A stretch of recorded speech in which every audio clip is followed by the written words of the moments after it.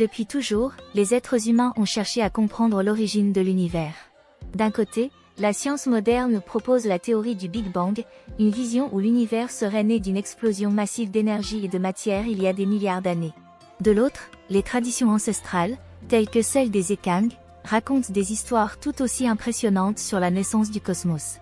La cosmogonie Ekang, transmise de génération en génération à travers des chants et des récits épiques, comme ceux d'Umvet, décrit une vision complexe de la création.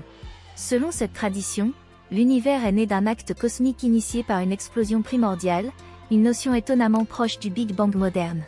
En plongeant dans cette vision, nous découvrons un univers pluricosmique où les forces spirituelles et matérielles sont en constant dialogue.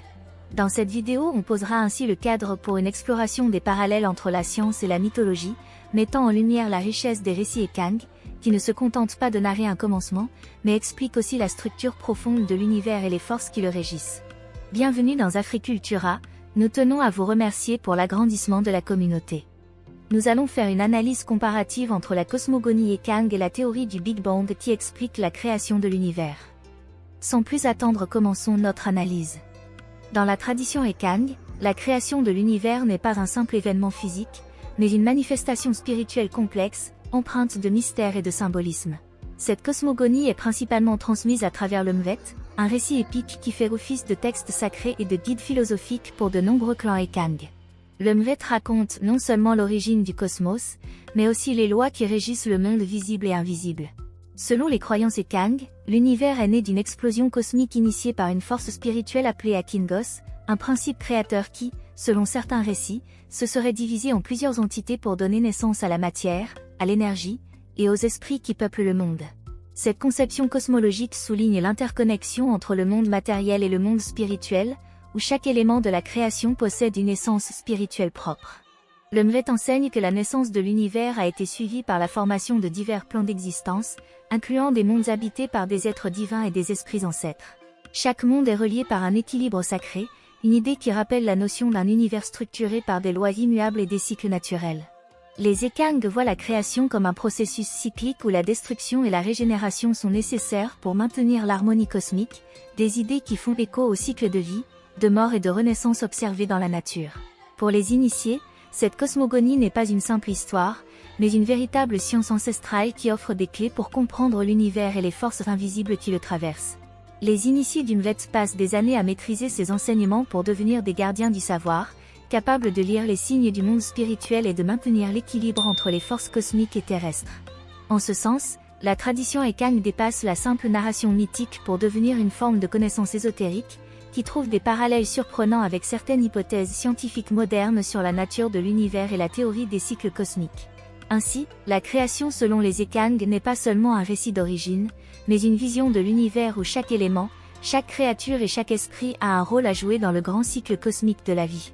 À première vue, la théorie scientifique du Big Bang et la cosmogonie Ekang semblent appartenir à des mondes séparés, l'une repose sur l'observation empirique et la modélisation mathématique, tandis que l'autre est ancrée dans des traditions orales et des visions spirituelles. Pourtant, ces deux récits de la création de l'univers révèlent des parallèles fascinants qui invitent à une réflexion plus profonde sur la connaissance humaine et ses multiples formes. La théorie du Big Bang propose que l'univers soit né d'une singularité extrêmement dense et chaude qui a explosé il y a environ 13,8 milliards d'années, entraînant une expansion continue de l'univers. De manière similaire, la cosmogonie Ekang décrit un événement initial où Akingos, une force primordiale, se serait fragmentée pour donner naissance aux galaxies, aux étoiles et aux esprits qui peuplent l'univers. Dans les deux cas, la création commence par un acte d'expansion, une explosion initiale qui disperse la matière et l'énergie pour former le cosmos. Cette idée d'une origine explosive rapproche la mythologie Ekang des concepts modernes d'énergie et de matière en constante expansion. Les scientifiques modernes commencent à explorer l'idée d'un univers cyclique, où des périodes d'expansion pourraient être suivies de contractions, menant potentiellement à d'autres Big Bang successifs. Cette vision correspond à la conception Ekang d'un cosmos en perpétuel renouvellement, où la destruction et la régénération sont des forces inséparables. Dans le Mvet, les récits évoquent des cycles cosmiques où des mondes apparaissent, disparaissent et renaissent, suggérant que la création n'est jamais un acte unique, mais un processus continu.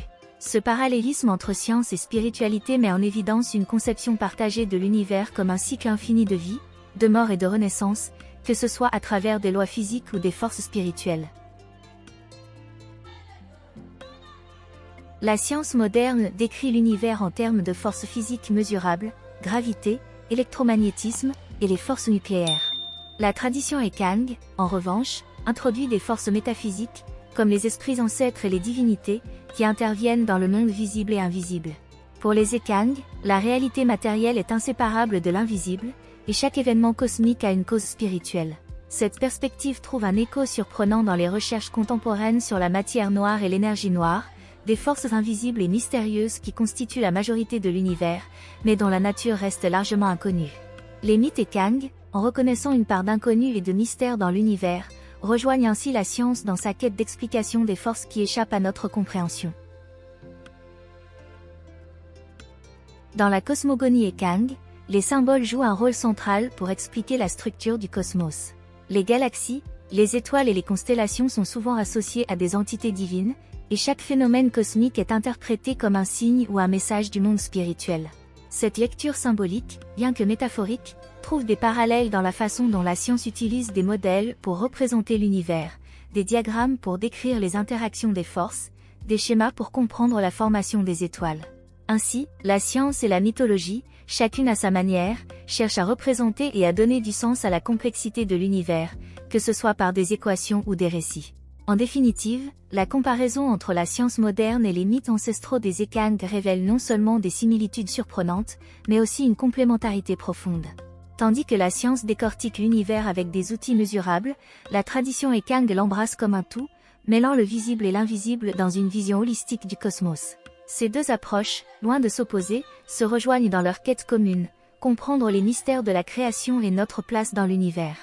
Pour les Ekang, la création de l'univers n'est pas un simple phénomène physique, mais un événement spirituel profondément lié à des valeurs morales et philosophiques. Cette vision contraste nettement avec la perspective matérialiste de la science moderne, qui tend à réduire l'univers à des interactions purement mécaniques entre matière et énergie. Dans la tradition Ekang, particulièrement à travers les enseignements d'Umvet, l'univers est une entité vivante, régie par des principes éthiques et spirituels qui influencent non seulement la nature, mais aussi la vie humaine et sociale. L'élévation de l'esprit et la quête de l'harmonie. L'Umvet, récit central de la cosmogonie Ekang, met l'accent sur l'élévation spirituelle. Selon les croyances, chaque être humain doit cultiver un respect profond pour les forces naturelles et les esprits qui peuplent l'univers. Le cosmos est vu comme un lieu sacré, et chaque élément de la création, qu'il s'agisse des arbres, des rivières ou des astres, a une signification spirituelle. Cette perspective pousse à l'harmonie avec la nature et à une quête de connaissances spirituelles, qui contraste avec la vision matérialiste de la science moderne, souvent centrée sur l'exploitation des ressources naturelles pour le progrès technologique. Pour les Ekang, la création de l'univers n'est pas un acte neutre, elle est régie par des valeurs éthiques qui dictent les comportements humains. Les récits d'Umvet enseignent que l'équilibre cosmique dépend du respect de ces valeurs, honnêteté, courage, loyauté et justice. La tradition Ekang insiste sur le fait que chaque action humaine a une conséquence spirituelle, et que violer ces principes moraux met en danger l'harmonie de l'univers. En ce sens, le cosmos n'est pas une simple mécanique cosmique, mais un tissu moral où le bien-être spirituel des individus est lié à celui de la création tout entière. Dans la science moderne, l'univers est souvent décrit en termes de lois physiques immuables et de causalité mécanique. Les phénomènes sont mesurés, analysés, et expliqués sans référence à une dimension morale ou spirituelle. Les Ekang, en revanche, intègrent cette dimension éthique au cœur même de leur conception cosmologique. La création est une manifestation du sacré, et tout déséquilibre est perçu comme le reflet d'une rupture spirituelle, nécessitant des rituels pour restaurer l'ordre. Les valeurs spirituelles des Ekang soulignent l'importance du respect et de la connexion avec le monde spirituel et naturel. Cette approche est présente dans les pratiques rituelles, où l'on invoque les esprits des ancêtres pour assurer la prospérité et la protection. La tradition Ekang enseigne que chaque être humain a une responsabilité envers le cosmos, et que négliger cette responsabilité mène à la disharmonie. Dans l'Umvet, les héros sont souvent des guerriers spirituels qui, par leur bravoure et leur sagesse, restaurent l'équilibre des forces naturelles. Face à cela, la vision moderne, souvent marquée par un matérialisme scientifique, tend à isoler l'homme du reste de la création. La nature est vue comme une ressource à analyser et à exploiter, plutôt qu'un partenaire dans un dialogue spirituel. Cette différence met en lumière un conflit fondamental. Pour les Ekang, l'univers est un espace de relations sacrées et interdépendantes, tandis que la science moderne tend à voir l'univers comme un objet d'étude, découpé en éléments distincts et manipulables. Avec l'avancée de la modernité et l'influence croissante des approches matérialistes, les valeurs morales et spirituelles des Ekang doivent faire face à de nouveaux défis. Cependant, la tradition d'une Nuleth reste vivante, continuant de transmettre des enseignements qui soulignent la nécessité d'une vie en accord avec la nature et les forces spirituelles. Beaucoup d'Ekang voient cette tradition comme une science ancestrale, capable d'offrir des réponses aux déséquilibres écologiques et sociaux modernes. La spiritualité Ekang met en garde contre les conséquences d'une rupture avec la nature, rappelons que la science, bien qu'essentielle, ne peut saisir la totalité de la complexité de l'univers sans la dimension spirituelle. Ainsi, la cosmogonie Ekang invite à repenser notre relation avec l'univers, à voir la création non pas comme une accumulation de matière inerte, mais comme un acte sacré qui nous engage moralement. Les enseignements du Nuleth offrent une vision de l'univers comme un espace où science et spiritualité peuvent se rencontrer, en intégrant des valeurs humaines qui transcendent les lois physiques, et où chaque être a sa place dans l'équilibre cosmique. La science moderne et les traditions ancestrales, comme celles des Ekang, ne sont pas nécessairement en opposition.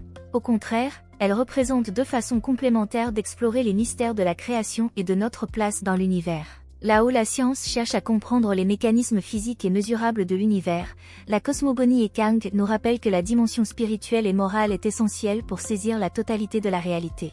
L'une explique comment les choses fonctionnent, tandis que l'autre cherche à comprendre pourquoi elles existent et ce que cela signifie pour l'humanité. Ces deux visions, loin de s'exclure, peuvent s'enrichir mutuellement. La science a fait des progrès remarquables en décryptant les lois naturelles, mais elle ne peut répondre à toutes les questions sur le sens et la finalité de l'univers.